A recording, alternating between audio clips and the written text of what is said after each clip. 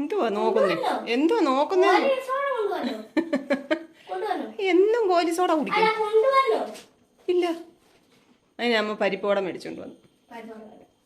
പരിപ്പോട വേണ്ടേ?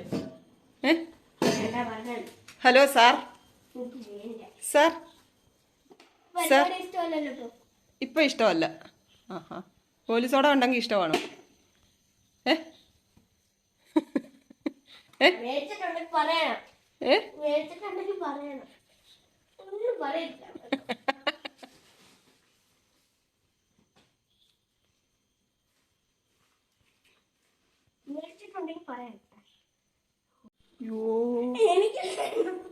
ഇച്ചിരൂടെ കൊടുക്കാം അമ്മയ്ക്ക് ഒരു ശകലം.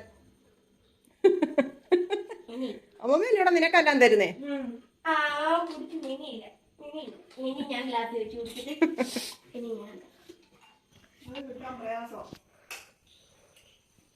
ഭയങ്കര വെട്ടോ.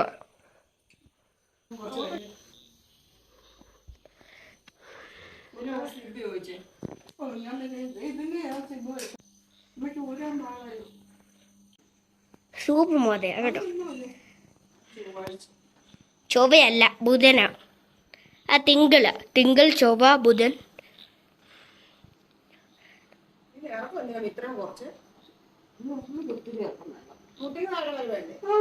കൊള്ളാം കേട്ടോ.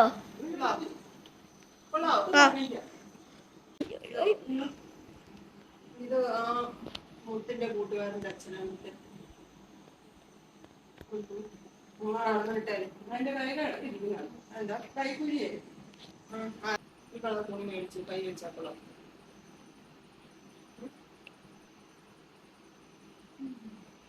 നോക്കാം.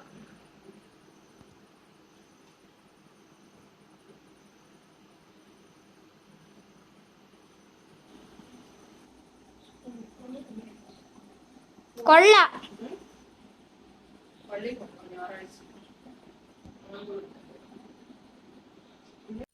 പ്രിയങ്ങളെ, അമ്മ കിളിയുടെ കൊച്ചു കൊച്ചു വിശേഷങ്ങളിലേക്ക് എല്ലാവർക്കും സ്വാഗതം. വന്നതേ ഉള്ളൂ. പിന്നെ മോനിക്കുട്ടന് കുറച്ച് മുത്തിവിടെ ഉള്ള സമയത്ത് ഗോലി സോഡ ഇടയ്ക്കൊക്കെ മേടിക്കുന്നു. അപ്പൊ കുറെ ഗോലി കിട്ടിയിട്ടുണ്ട്. നല്ല എങ്ങോട്ടൊക്കെ കളഞ്ഞ് ഞാൻ എടുത്ത് കളഞ്ഞെന്ന് അവൻ പറയുന്നു. ഏതാണ്ട് കുറെ ആക്രി സാധനങ്ങളെല്ലാം കൂടെ അവിടെ വാരി വെച്ചിരുന്നു. ഞാനത് വീട് വൃത്തിയാക്കിയപ്പോഴെങ്ങാനും എടുത്ത് കളഞ്ഞതായിരിക്കാം, എനിക്കറിയത്തില്ല. അപ്പൊ ഗോലിക്ക് വേണ്ടിയിട്ടാണ് ഗോലി സോഡ മേടിപ്പിക്കുന്നത്. അപ്പൊ ഇന്നലെ ലെമൺ മേടിച്ചപ്പോ നല്ലതായിരുന്നേ. അതുകൊണ്ട് ഞാൻ ഇന്ന് ലെമൺ എനിക്കൊരെണ്ണം വാങ്ങിച്ചു. മോനുകുട്ടന് ബ്ലൂബെറി. നല്ലതാണോ, കളറുള്ളത് നല്ലതാണോ എന്ന് എനിക്കത്ര അറിയത്തില്ല. എന്തായാലും നല്ലതൊന്നും അല്ല. നമ്മുടെ വീഡിയോസ് കാണുന്ന ഒരു അച്ചുവിനെ കണ്ടു. അച്ഛൻ്റെ കൂടെ ഒരു ആഷിനെ കണ്ടു. ഒരു മെഡിസിൻ മേടിക്കാൻ വന്നു. വീഡിയോസ് ഒക്കെ കാണാറുണ്ട്, സബ്സ്ക്രൈബ് ചെയ്തിട്ടുണ്ടെന്ന് പറഞ്ഞു. ഒരുപാട് സ്നേഹം. പിന്നെ അരൂരുള്ള ഒരു ആളിനെ കണ്ടു. വേറെ എവിടെയാണ്? വേറെ കോന്നിയിലുള്ള. അങ്ങനെ 3-4 പേരെ ഇന്ന് കാണാൻ പറ്റി. എല്ലാവരോടും സ്നേഹം. അങ്ങോട്ട് തിരിഞ്ഞ്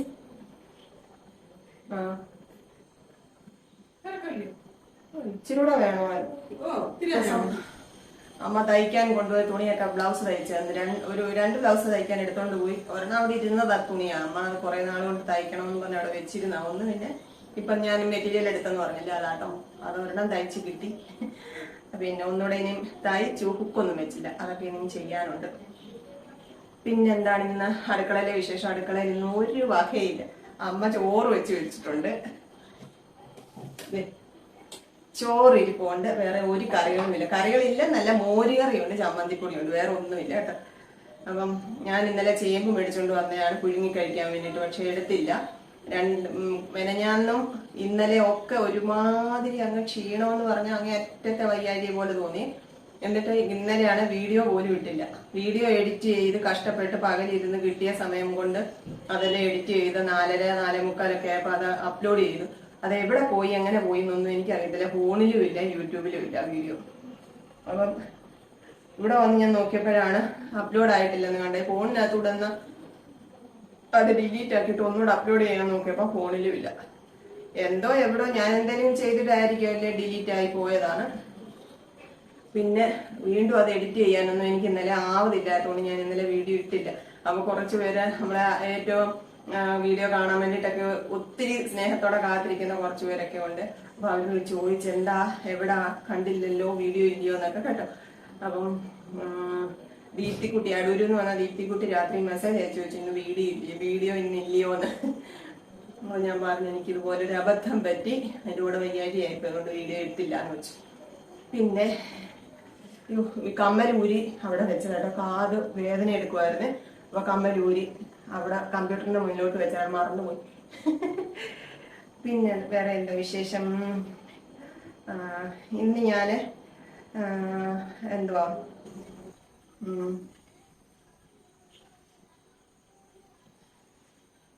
അമ്മ 2-3 ടോപ്പൊക്കെ തയ്ച്ച്, അമ്മ തന്നെ സുചേച്ചി തയ്ച്ചത് കൂടാതെ അമ്മ 2-3 ടോപ്പൊക്കെ തയ്ച്ചായിരുന്നു.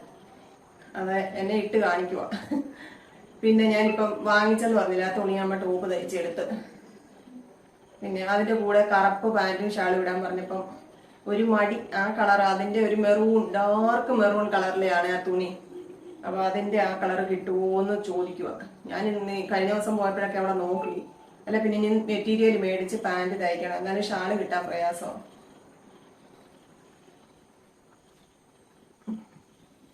അപ്പം ഇന്നത്തെ പകലത്തെ വിശേഷങ്ങൾ അതൊക്കെയായിരുന്നു.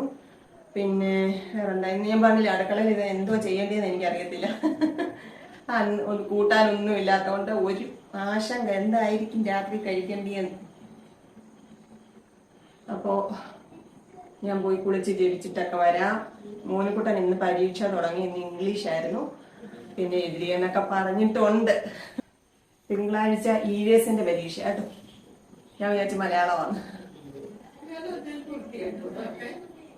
എന്തോ കൈ നല്ലതാ. ആ താഴ്വശത്തെ ആ കൈ ആ ചോട്ടിലത്തെ വണ്ണം കൂടുതലാന്ന് ഇച്ചിരി കുറച്ചാണ്. എന്തോ ഒരു കുഴപ്പം, ഇച്ചിരി അഴിച്ചു വിടണം. പിടിച്ചൊന്നും കിടക്കല്ല, പക്ഷെ അത് അമ്മ നനയ്ക്കുമ്പോ ചിലപ്പോ അത് ഇച്ചിരി ചുരുങ്ങും. അതുകൊണ്ട് ആ സൈഡ് ഇച്ചിരി അഴിച്ചു വിട്ടാൽ ഇവിടെ ഈ കഷത്തിന്റെ. അപ്പൊ ഇനി ഞാൻ പോയി കുളിച്ച് ജപിച്ചിട്ടൊക്കെ വരാം. അത്താഴത്തിന് എന്തോ വേണമെന്നൊന്ന് ആലോചിക്കട്ടെ. കുളിച്ച് കഴിയുമ്പോൾ തലയ്ക്കകത്ത് വല്ലതും ലൈറ്റ് കത്തുന്നു നോക്കട്ടെ. കുളിക്കാൻ തുടങ്ങിയപ്പോ താഴത്തൊന്ന് വെള്ളം ചൂടാക്കാൻ വെച്ചേക്കാം. പിന്നെ കുറച്ച് പാത്രങ്ങളൊക്കെ കഴുകി വെച്ച് ഇതെല്ലാം ജോലി ചെയ്തുകൊണ്ടിരുന്ന ജോലിയാണ്. എനിക്ക് വരുമ്പോ ഇതൊക്കെ ഇങ്ങനെ ഇരിക്കുന്നതാണെന്ന് ദേഷ്യമായിരുന്നു. വെച്ചില്ലോന്ന് ചോദിച്ച് വഴക്കുണ്ടാക്കുമായിരുന്നു. പിന്നെ ഇന്ന് ജാനിക്കൂട്ടിലടിച്ച് കയറിയില്ല കേട്ടോ, താമസിച്ചുകൊണ്ട് ഞാൻ ഇനി പോരുന്നു. പിന്നെ ഇന്നലെ എന്തൊക്കെയോ വിശേഷങ്ങളൊക്കെ പറഞ്ഞ വീഡിയോ എടുത്തത്, പക്ഷെ അത് എങ്ങനെ പോയെന്ന് എനിക്കറിയത്തില്ല. അന്നത്തെ ആ വീഡിയോ കേട്ടോ എങ്ങനെയോ ഡിലീറ്റ് ആയിപ്പോയി. എന്റെ കയ്യിലെ മിസ്റ്റേക്ക് ആയിരിക്കും, ഞാൻ എന്തായാലും ചെയ്തായിരിക്കുമല്ലോ. അത് വീഡിയോ പോകത്തില്ല, ഫോണിനകത്ത് എടുക്കുന്ന വീഡിയോ അങ്ങനെ ഡിലീറ്റ് ആവത്തില്ല. എന്തോ കാണിച്ചാലും എനിക്കറിയത്തില്ല.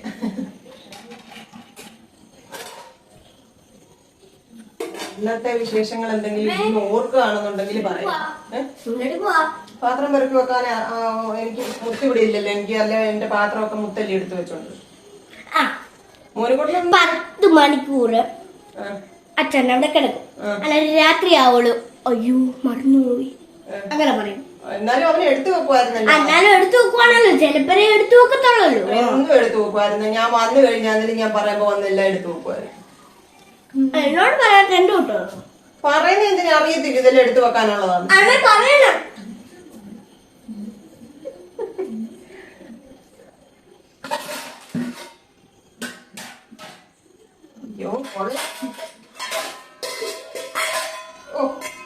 ഇതൊക്കെ നമുക്ക് അവിടെ ഒരു ഷെൽഫുണ്ട്, ആ ഷെൽഫിലോട്ട് കയറി പോകാനുള്ള പാത്രങ്ങളെ ഞാൻ അവിടെ എടുത്തു വെക്കുന്നത്.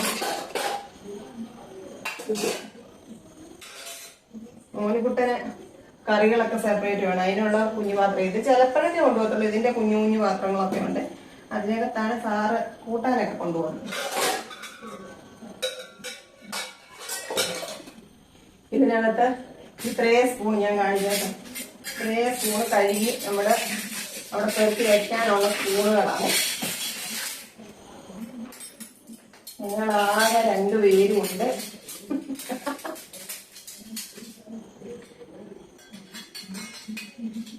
ഇത്ര നമുക്ക് അവിടെ വെക്കാനുള്ളതാ കേട്ടോ. ഇതൊന്നും പോരാഞ്ഞ് ഞാൻ കഴിഞ്ഞ ദിവസം മീഷോയിൽ നിന്ന് കുറച്ച് സ്പൂൺ മേടിച്ച് കാണിക്കാമേ. എന്തോ ഞാൻ ഇതെല്ലാം കൂടെ മേടിക്കുന്നേ എന്തുവാണെന്നൊന്നും എനിക്കറിയത്തില്ല. ഈ സ്പൂണ് കണ്ടു മോനുകൂട്ടൻ എന്തോ വാങ്ങിച്ചപ്പം അതിനകത്ത് ഫ്രീ കിട്ടിയ സ്പൂൺ. അയ്യോ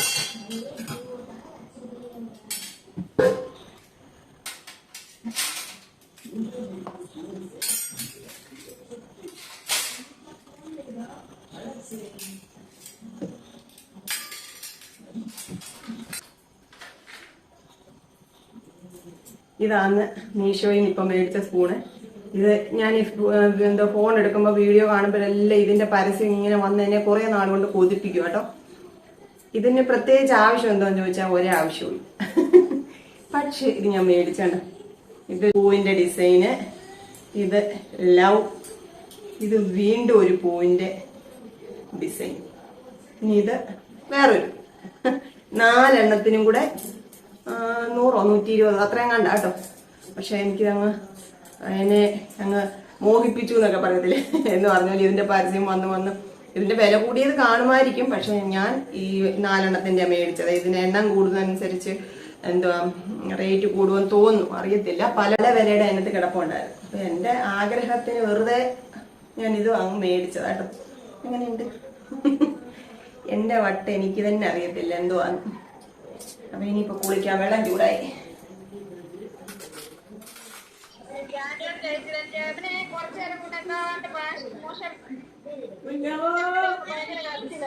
ആഹാ മാമി താമസിച്ചക്കളെ, അതുകൊണ്ട് മാമി ഇങ്ങ് പോരുന്നു.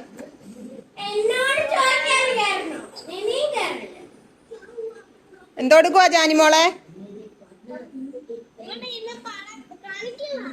ആ പരീക്ഷ തുടങ്ങിയോ?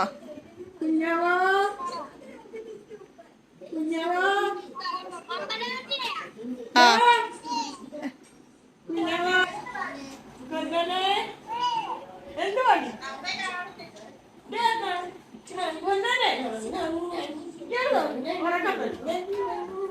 അമ്മ കാണുന്നില്ലമ്മേ,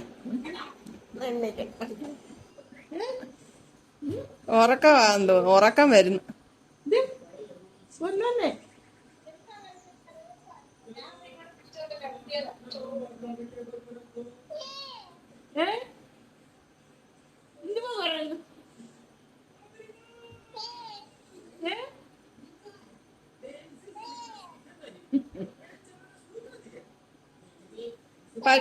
പശുവിന് വെള്ളം കൊടുത്തോ കുഞ്ഞോ? പശുവിന് വെള്ളം കൊടുത്തോ?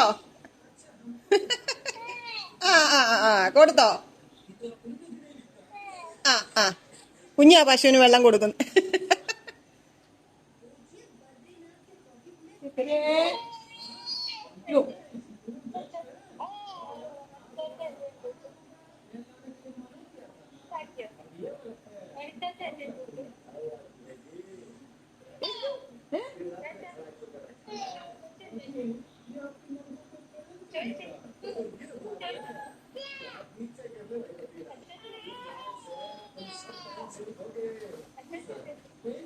മോനു ഇങ്ങോട്ട് വന്നേടാ.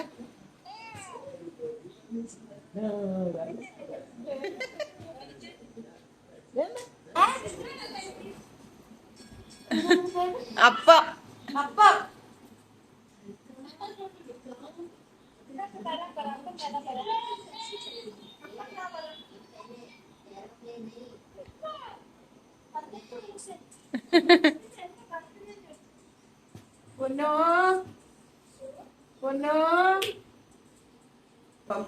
കഴിഞ്ഞ ദിവസത്തെ വീഡിയോയിൽ ഞാൻ നമ്മുടെ ഒരു കുഞ്ഞുമണിയുടെ വോയിസ് കേൾപ്പിച്ചില്ലേ? അമ്മ കിളിയുടെ കൊച്ചു കൊച്ചു വിശേഷങ്ങളിലേക്ക് എല്ലാവർക്കും സ്വാഗതം. അപ്പം അതുപോലെ എനിക്ക് ഇൻസ്റ്റാഗ്രാമിൽ വന്നൊരു മെസ്സേജ് ഞാൻ എൻ്റെ പ്രിയങ്ങളെ കേൾപ്പിക്കാം കേട്ടോ. എടുക്കട്ടെ.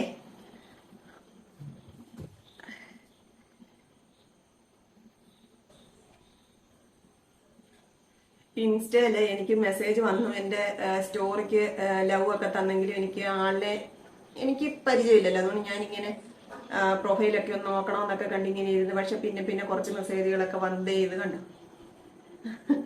ഇത്രയും മെസ്സേജുകളൊക്കെ വന്നു. വോയിസും ഒക്കെ ഇട്ടു. അപ്പൊ കഴിഞ്ഞ ദിവസത്തെ വോയിസ് ഞാൻ കേൾപ്പിക്കാം കേട്ടോ. അപ്പോ ഇത് അയച്ചിരിക്കുന്നത് അശ്വതി രാജേഷ് ആണ്. അപ്പൊ അശ്വതി എന്നോട് കുറെ വിശേഷങ്ങളൊക്കെ ചോദിക്കും. മോനുകുട്ടനെയും മുത്തിനെയും ജാനിക്കുട്ടിയെയും കുഞ്ഞോനെയും എല്ലാരെയും അന്വേഷിക്കും. എന്നോട് വയ്യാഴിയൊക്കെ മാറിയോന്നൊക്കെ ചോദിക്കുന്നുണ്ട്. പക്ഷെ ഞാൻ അശ്വതി എവിടെയാണെന്നോ വീട് എവിടെയാണെന്നോ ഒന്നും ചോദിക്കാനുള്ള ഒരു ഇത് കിട്ടിയില്ല കേട്ടോ. കഴിഞ്ഞ ദിവസം ഞാൻ പിന്നെ ചോദിച്ചു. അപ്പൊ അത് ചോദിക്കാനുള്ള കാരണം എന്ന് വെച്ചാൽ അശ്വതിയുടെ ഒരു മെസ്സേജാണ്, അത് ഞാൻ കേൾപ്പിക്കാം കേട്ടോ.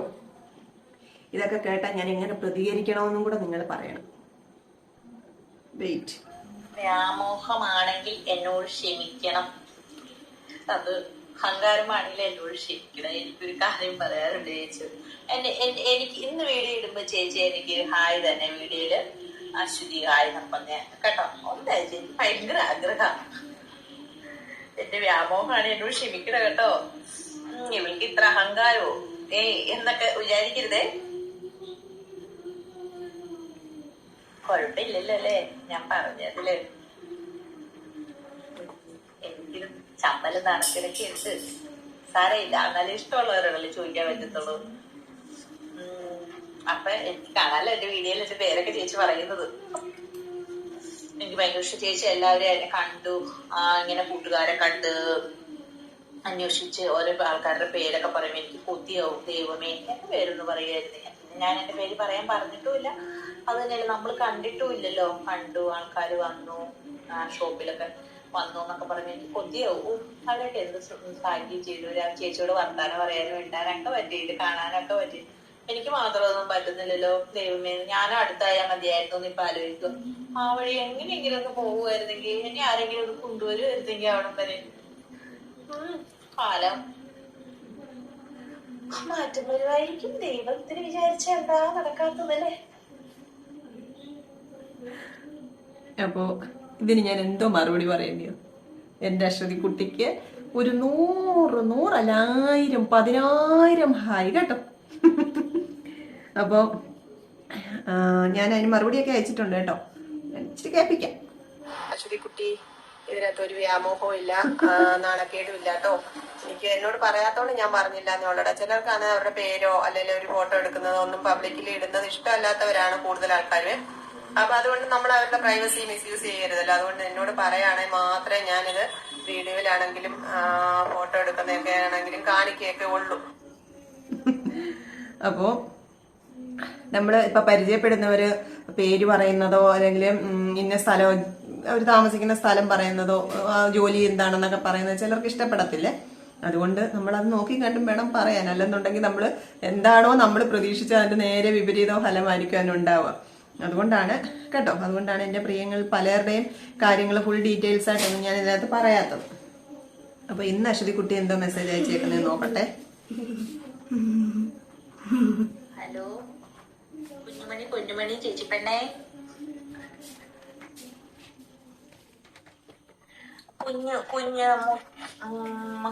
അവന് കുഞ്ഞിനെ പിടിച്ച് ഉമ്മ അവനോട് ഞാൻ പറഞ്ഞു എന്ന് പറയണം.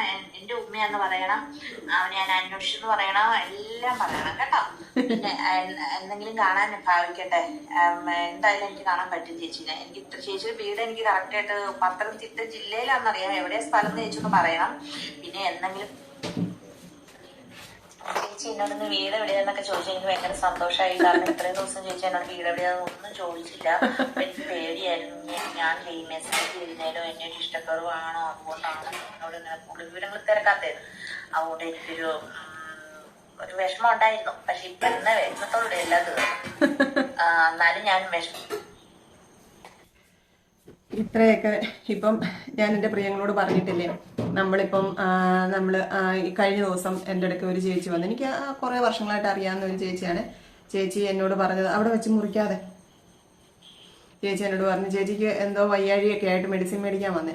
അപ്പം അത് കുറയുന്നില്ല. വീണ്ടും 2ാമത്തെ ദിവസം വീണ്ടും വന്നേ, കുറയുന്നില്ല മെഡിസിൻ കഴിച്ചിട്ടെന്ന് പറഞ്ഞപ്പോൾ ഞാൻ പറഞ്ഞു ചേച്ചി ഡോക്ടറെ ഒന്ന് കാണിക്കും. ഒരു ആന്റിബയോട്ടിക് എടുത്തിട്ടുണ്ടായിരുന്നു, എന്നിട്ടും കുറവില്ലായിരുന്നു.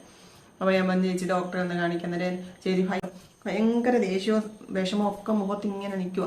എന്നിട്ട് പറഞ്ഞ് എനിക്ക് ജീവിക്കണമെന്നില്ല, അങ്ങനെ ഇങ്ങനെയാണ്, ഇങ്ങനെ പോകുന്ന വഴിക്ക് അങ്ങ് മരിച്ചാൽ മതി, അത്രയും ഞാൻ അങ്ങ് ആഗ്രഹിക്കുമോ മരിച്ചാൽ മതി എന്ന്, എന്തോ ഇങ്ങനെ ജീവിക്കുക, പിള്ളേരെ ഓർത്തിട്ട്, അങ്ങനെ കുറേ കാര്യങ്ങൾ ചേച്ചിയുടെ വിഷമം അവിടെ നിന്നോട് പറഞ്ഞിട്ടോ. അങ്ങ് തന്നെത്താനെ അവിടെ നിന്ന് കുറേ കാര്യം പറഞ്ഞു. അന്നേരം ഞാൻ പറഞ്ഞു അതിന് മുമ്പത്തെ ദിവസം വന്നപ്പോഴും ഇതുപോലെ കുറേ എന്തിനാ മോളെ ജീവിക്കണമെന്നൊന്നുമില്ല എന്നൊക്കെ ഇങ്ങനെ കുറേ കാര്യം പറഞ്ഞപ്പോൾ ഞാൻ പറഞ്ഞു ചേച്ചി ആരും ഇല്ലെങ്കിലും ജീവിക്കണം. നമുക്ക് നമുക്ക് 2 മക്കള് ദൈവം കഴിഞ്ഞ് അനുഗ്രഹിച്ച് തന്നിട്ടില്ലേ. അപ്പൊ അവരെ അനാഥരാക്കിക്കൊണ്ട് നമ്മൾ ഒരിക്കലും ആയുസ് കൊടുക്കാനുള്ള ഒരു തീരുമാനം ഒന്നും എടുക്കരുത്. അങ്ങനെ ചിന്തിക്കുന്നത് തന്നെ വലിയ തെറ്റാ. ഒരിക്കലും അങ്ങനെ ചിന്തിച്ചു, ഇന്നിപ്പോ അതിന്റെ നെഗറ്റീവ് സൈഡ് എന്താണെന്ന് അനുഭവിച്ചറിയുന്ന ഒരാളാണ് ഞാൻ. അതുകൊണ്ട് ഞാൻ പറഞ്ഞതെന്ന് പറഞ്ഞു. അപ്പൊ ഇന്നലെ വന്ന് അങ്ങനെയൊക്കെ സംസാരിച്ചപ്പോൾ എനിക്ക് ഒത്തിരി വിഷമം തോന്നിയില്ല. എന്തോ പറയേണ്ടതെന്ന് അറിയാനും വയ്യാതായി പോയി കേട്ടോ. കാരണം എന്ന് വെച്ചാൽ എനിക്ക് ഒത്തിരി വർഷങ്ങളായിട്ട് ചേച്ചി അറിയാം. എന്തൊരു എന്താ പറയുന്നത്, നല്ല ഒരു കണ്ടാൽ ആരായാലും ഒന്ന് നോക്കുകയൊക്കെ ചെയ്യുന്ന ഒരു മുഖവും, നല്ലൊരു രണ്ട് സുന്ദരിമാരായിട്ടുള്ള രണ്ട് കുഞ്ഞു മുത്തുമണികളും. ഇപ്പൊ അവരൊക്കെ വലുതായി. അങ്ങനെയൊക്കെ കണ്ട് ഇപ്പോഴത്തെ ഈ അവസ്ഥ കാണുമ്പോൾ എനിക്ക് വിഷമമാണ്. ജീവിത സാഹചര്യങ്ങൾ അങ്ങനെയൊക്കെ അങ്ങ് ആയിപ്പോയി. ചേച്ചിക്ക് ജോലിയും കഷ്ടപ്പാടും അതിൻ്റെ ഇടയ്ക്ക് ചേച്ചിക്കാണ് മോളുടെ പഠനത്തിന് വേണ്ടിയിട്ട് ഒരു ലോണിനൊക്കെ ചേച്ചി ഓടി നടക്കും. അതിൻ്റെ ഇടയ്ക്ക് ഈ വയ്യാഴ്ച ഈ ശരീരത്തിന്റെ ബുദ്ധിമുട്ട് കൊണ്ട് അവിടെ വന്ന് മെഡിസിനൊക്കെ മേടിച്ചിട്ട് പോയത്. അപ്പൊ അതൊക്കെ കൊണ്ട് ചേച്ചി ആകെപ്പാടെ ഒരു വല്ലാത്ത മാനസികാവസ്ഥയിലായിരുന്നു അപ്പൊ അവിടെ വന്ന് നിന്നത്. നമ്മള് ഇപ്പം ആരുമില്ല, ഒന്നുമില്ല, എനിക്ക് ഇനി ജീവിക്കണ്ട എന്നൊക്കെ ചിന്തിക്കുന്ന സമയത്ത് നമ്മൾ ഒരു കാര്യം മാത്രം ഓർക്കുക, നമ്മുടെ നന്മകളൊന്നും തിരിച്ചറിയാത്ത ഒരുപാട് മനുഷ്യർ നമുക്ക് ചുറ്റും ഉണ്ടായിരിക്കും. പക്ഷെ നമ്മുടെ കുറവുകൾ അറിഞ്ഞ് നമ്മളെ സ്നേഹിക്കുന്ന ഒരാളെയെങ്കിലും ഈ ഭൂമിയിൽ ദൈവം സൃഷ്ടിച്ചിട്ടുണ്ടായിരിക്കും. അത് എവിടെയെങ്കിലും നമുക്ക് വേണ്ടിയിട്ട് കരുതിയിട്ടുണ്ടാവും. നമ്മൾ ആ ശുഭചിന്തയോടെ അങ്ങോട്ട് പോവുക എന്നുള്ളത് മാത്രം ചെയ്താൽ മതി. ഇതിപ്പോ ഈ അശ്വതി എന്നെ എവിടെയാണ് എന്താണെന്നൊന്നും അറിയത്തില്ല, പക്ഷെ എത്രയും അടുപ്പമുള്ള ഒരാളിനെ പോലെയാണ് നമ്മളോട് സംസാരിച്ചത്, അത്രയും സ്നേഹം തന്നത്. അപ്പം ഇതൊക്കെ ദൈവാനുഗ്രഹമാണ്. എന്നാലും തന്നെ ഞാൻ പറയാണ്, ഒരിക്കലും നിരാശയോടെ ആരുമില്ല എന്നുള്ള ചിന്ത വേണ്ട എന്നാണ് അതുപോലെ മാനസികാവസ്ഥയിൽ ഇരിക്കുന്ന എല്ലാ പ്രിയങ്ങളോടും പറയാനുള്ളത് കേട്ടോ. ആരെങ്കിലൊക്കെ ഉണ്ട്, ഇത് വലിയ വിശാലമായ ഒരു ഭൂമിയല്ലേ, ഇവിടെ നമുക്കായിട്ട് ആരൊക്കെയോ ദൈവം കരുതിയിട്ടുണ്ട് കേട്ടോ. അപ്പൊ അങ്ങനെ വിചാരിക്കുക, ഇന്നല്ലെങ്കിൽ നാളെ കാലം നമ്മളുടെ മുമ്പിൽ അവരെ എത്തിക്കും. അതിനു വേണ്ടിയിട്ടുള്ള കാത്തിരിപ്പ് തുടരുക ശുഭചിന്തയോടെ. അപ്പൊ ഇന്ന് ഈ വിശേഷങ്ങൾ ഞാൻ പറഞ്ഞെന്ന് വെച്ചാൽ എനിക്ക് ഒരുപാട് സന്തോഷം തോന്നിയ മെസ്സേജുകളും ഈ വോയിസും ഒക്കെ, അതുകൊണ്ടാണ് ഞാനിവിടെ പറഞ്ഞത് കേട്ടോ. അപ്പൊ എല്ലാ പ്രിയങ്ങളോടും സ്നേഹം അറിയിക്കുന്നു, സന്തോഷം അറിയിക്കുന്നു. നമുക്ക് അത്തരം കഴിച്ചാലോ, ഇമ്മിണി ചോറും ഇച്ചിരി തോരനും ചമ്മന്തിപ്പൊടി, വേറെ ഒന്നും ഇന്നില്ല കേട്ടോ. നമുക്ക് കഴിക്കാം.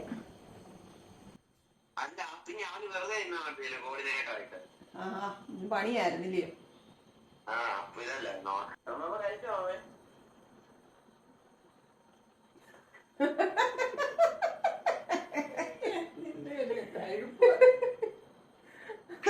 ചോദിച്ചല്ലോടാ, ചോദിച്ചല്ലോടാ.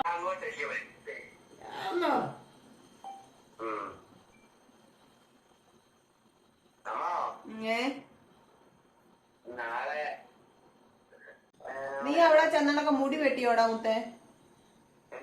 അവിടെ ചെന്നണൊക്കെ മുടി വെട്ടിച്ചോ?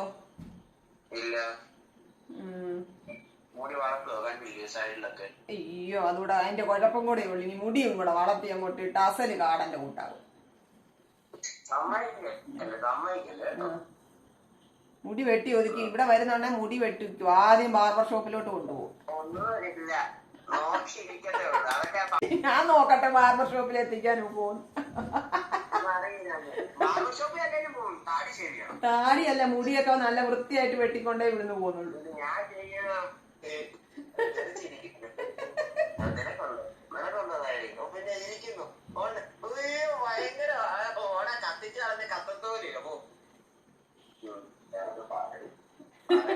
ഇവിടെ മോനിക്കുട്ടൻ എന്നോട് വന്ന് പറയാം, അമ്മ എനിക്ക് മീശ വന്ന അച്ചാച്ചന്റെ കൂട്ടം.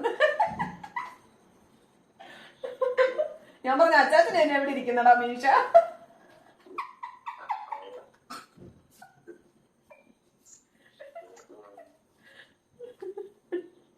അയ്യോ അയ്യോ, എന്താ മോനെ, ഒന്നും പറയാനില്ല.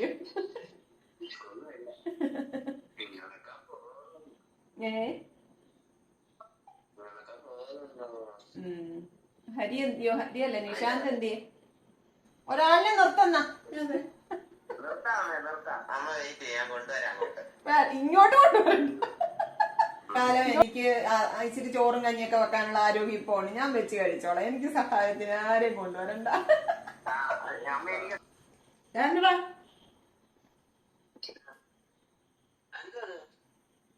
കിണ്ണത്തപ്പോ. അയ്യോ, നിനക്ക് പൂച്ചമില്ലേ ഇതൊക്കെ?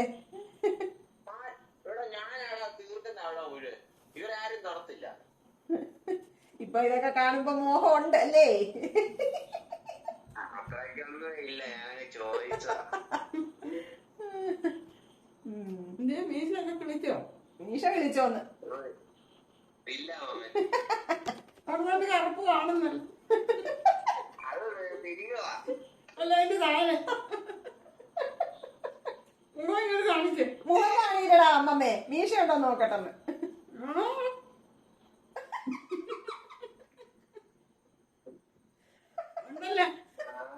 ഞാൻ പറയട്ടെ ഇപ്പൊ ഇത് കണ്ടു.